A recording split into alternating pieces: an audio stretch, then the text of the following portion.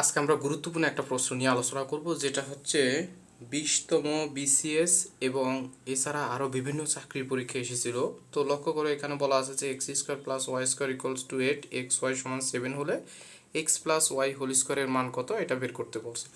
তো এটা বের করার জন্য আমরা কি লিখবো, x plus y whole square লিখলাম। এখন আমরা এই এ প্লাস বি হোল স্কোয়ারের আমরা সূত্রটা কি জানি, যে A square plus 2ab plus B square, এই সূত্রটা জানি।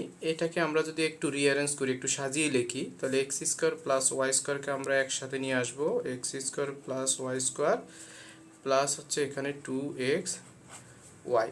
এখন দেখো আমার এই এক্স স্কোয়ার প্লাস ওয়াই স্কোয়ারের মান দেওয়া আছে আমার কত, 8 দেওয়া আছে। তাহলে এটার মান আমরা 8 বসালাম, প্লাস 2 ইন্টু এক্স ওয়াইয়ের মান দেওয়া আছে দেখো 7, তাহলে 7 বসালাম।